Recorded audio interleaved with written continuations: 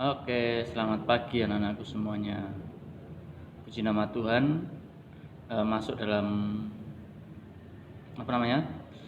semester baru ya. Sekarang semester 2. Pak Tus berharap sih untuk mulai tahun ini kita akan lebih maju lagi, baik dalam pelajaran, dalam kalian bersekutu dengan Tuhan, menciptakan damai sejahtera, dan juga dalam menjaga kesehatan. Apalagi di tahun ini pasti lebih hebat dari tahun kemarin. Kalian hebat, juga mungkin tantangannya juga lebih besar. Makanya kita harus berusaha lebih sungguh-sungguh, tetap jaga kesehatan ya. Hari ini kita akan belajar tentang pengampunan Allah yang terambil dalam Yunus pasal 1 sampai pasal yang keempat. Kalian boleh siapkan buku kalian dan juga siapkan Alkitabnya. Ya, tentang pengampunan Allah. Sebelumnya kita akan berdoa terlebih dahulu ya, Rak ya. Sebenarnya kita patut kasih tahu tujuan pembelajaran kita sebelum kita berdoa. Tujuan pembelajaran kita yang pertama adalah supaya kita memahami tentang arti mengampuni. Terus yang kedua, akibat pengampunan itu apa sih? Kita akan memahami itu semuanya. Terus memohon pengampunan dari Allah, mau mengampuni sesama, mau mengampuni diri sendiri, dan yang keenam adalah memiliki perubahan hidup. Itu tujuan kita belajar pagi hari ini. Untuk tentang pengampunan ini kita akan belajar mungkin sekitar 2 minggu, 2-3 minggu kita akan selesaikan pelajaran ini. Ya mungkin 3 minggu lah ya, 3 minggu. Hari ini kita akan lihat tentang cerita Yunus, terus minggu depan kita akan berbicara tentang pengampunannya, terus akibat pengampunan, dan praktek mengampuni seperti apa, dan itu minggu-minggu berikutnya. Oke, kita akan berdoa terlebih dahulu ya anakku semuanya. Mari kita berdoa. Tuhan Yesus Kristus, kami bersyukur kalau pagi ini kami boleh bersama-sama dengan anak-anak-Mu untuk belajar. Kami percaya Tuhan akan memberkati kami dengan hikmat, dengan kepahitan dari surga, sehingga kami bisa belajar dengan lebih sungguh-sungguh dan lebih bertanggung jawab. Memberkati kesehatan anak-anak-Mu, kiranya anak-anak-Mu boleh menjaga kesehatannya di masa pandemi ini, tetap berusaha untuk memakai masker, menjaga jarak, dan tetap mencuci tangan. Kiranya itu menjadi kebiasaan baru buat kami semuanya, supaya kami boleh terhindar dari segala mara bahaya. Terima kasih Tuhan Yesus. Kami mohon pimpinan Tuhan untuk belajar kami hari ini. Di dalam nama Tuhan Yesus kami berdoa. Amin. Oke. Kalian tahu gak kira-kira menurut kalian apa sih yang dimaksud dengan mengampuni itu sendiri? Apa yang dimaksud dengan mengampuni? Ya, orang mungkin mengatakan mengampuni seperti orang itu loh, anak yang diajar orang tuanya mungkin salah gitu, Pak ampun, ampun, terus orang tuanya nggak jadi menghajar, mengampuni. Atau ibunya marah, ampun Bu, ampun, nggak jadi dia diajar, diampuni. Nah, berarti umpama mau diajar tetapi kan nggak jadi diajar, ya mungkin mau dicubit karena minta ampun nggak jadi cubit. Nah, artinya apa? Cubitan itu kan hukuman.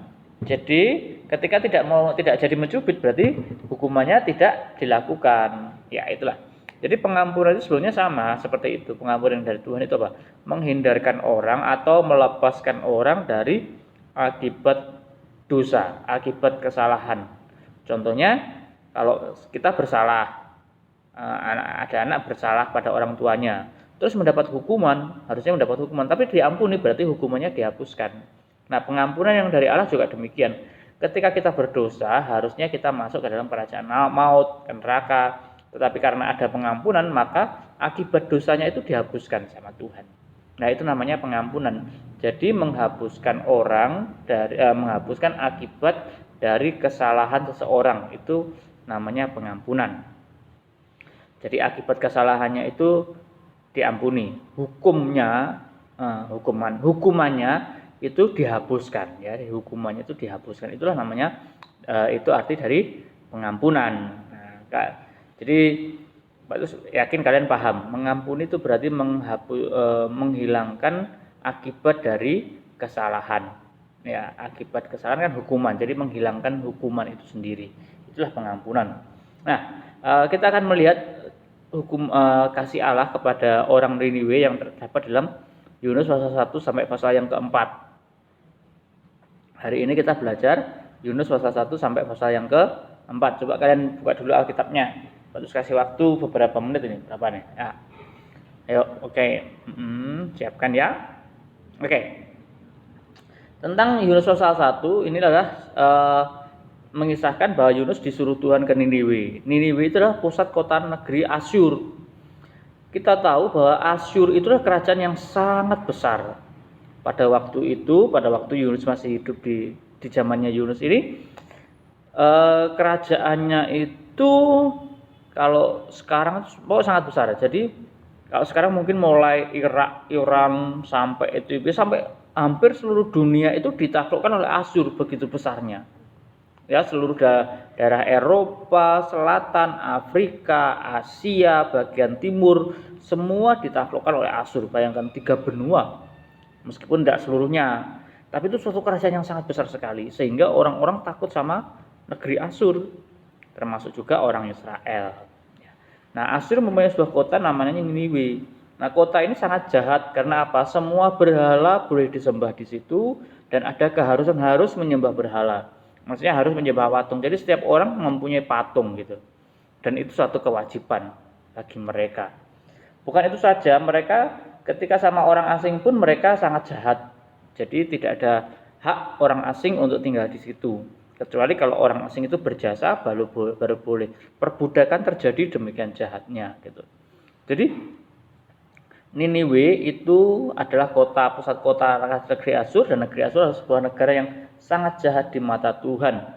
Nah, ada penyembahan berhala, ada kejahatan yang sangat besar di negeri itu, sehingga Tuhan sangat marah sekali kepada Niniwe. Kota Niniwe sangat layak untuk dihukum, jadi mau dibinasakan oleh Tuhan kota Niniwe itu. Dan Tuhan berkehendak untuk menghukum kota itu. Kalian tahu? Maka sebelum menghukum, Tuhan itu memberitahukan penghukumannya kepada orang-orang yang ada di kota Niniwe. Melalui siapa? Ya melalui Nabi Yunus. Tetapi Yunus tidak mau, sehingga Yunus menjauhi panggilan Tuhan. Yunus berpikir, kalau aku nanti ke Niniwe kok enak. Nanti orang Niniwe dengar kalau Tuhan mau menghukum, dan mereka bertobat. Mereka kan jadi dihukum, padahal Niniwe itu musuhnya Yunus. Lebih baik mereka dihukum. Nah, itu menurut Yunus. Tapi menurut Tuhan enggak, ya. Menurut Tuhan, Tuhan itu mengasihi. Jadi Tuhan itu senantiasa berusaha sedemikian rupa membebaskan manusia dari hukuman. Tetapi Tuhan membuat Yunus memenuhi panggilan Tuhan. Jadi Yunus dibuang ke laut, akhirnya dimakan ikan besar, terus dibawa ke daratan, dan akhirnya Yunus kembali lagi mau untuk dipakai Tuhan pergi ke kota Niniwe. Nah, setelah mendapat peringatan dari Tuhan, Niniwe bertobat. Jadi setelah Yunus datang ke kota Niniwe dan dia berjalan 3 hari perjalanan jauhnya, dia berteriak-teriak bahwa kota Niniwe akan dihancurkan kalau tidak mau bertobat. Dan akhirnya kota Niniwe bertobat. Semua rakyatnya diharuskan puasa, bahkan binatangnya pun diharuskan puasa. Jadi pertobatan secara menyeluruh, bayangkan. Bukan hanya manusia yang puasa, hewannya suruh puasa. Wah, itu baru ada ya, hewan suruh puasa itu. Nah, itulah. Jadi di kota Niniwe ini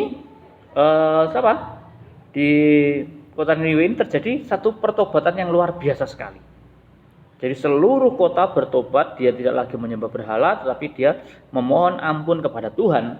Dan karena akhirnya memang Tuhan tidak jadi menghukum kota Niniwe pada waktu itu. Jadi Tuhan mengampuni Niniwe. Bayangkan, kota yang sangat jahat pun akhirnya Tuhan mau mengasihi, Tuhan mau mengampuni. Apalagi kita semua ya, anak-anak Tuhan, Tuhan pasti mengampuni kita ya. Tuhan akhirnya mengampuni Niniwe. Jadi kota yang jahat, kota yang besar, yang sangat dahsyat itu diampuni oleh Tuhan. Jadi pengampunan itu pun juga berlaku dalam kehidupan kita semuanya. Ya, kehidupan kalian, kehidupan rakyat itu Tuhan pasti mau mengampuni. Jadi kita bersyukur punya Tuhan yang luar biasa itu ya. Tuhan Yesus yang dia itu adalah Tuhan yang harusnya dia tidak perlulah jadi manusia, tetapi untuk kasihnya dia datang ke dunia menjadi manusia, yaitu Yesus Kristus.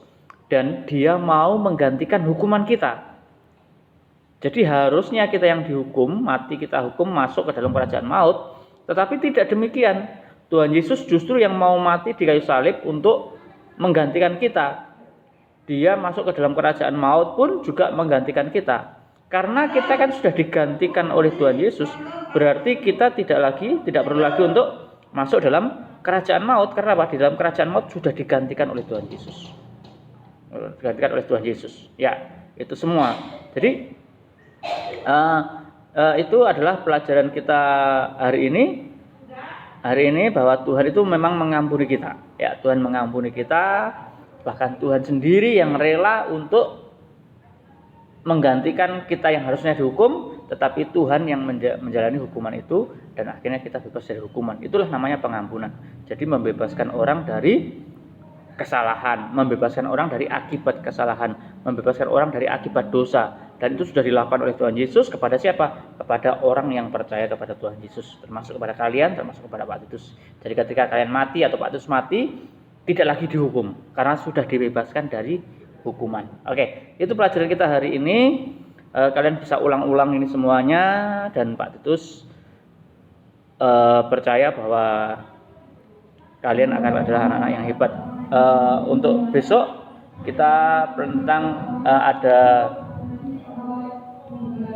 komik tentang Yunus di perut ikan. Itu untuk besok minggu depan. Tapi minggu ini cukup sekian. Oke ya. Kita berdoa.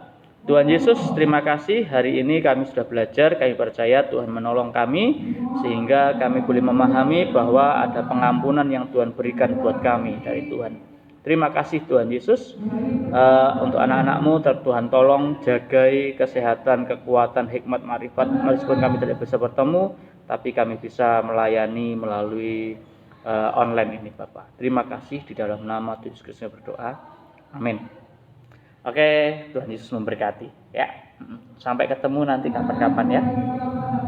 Bye bye.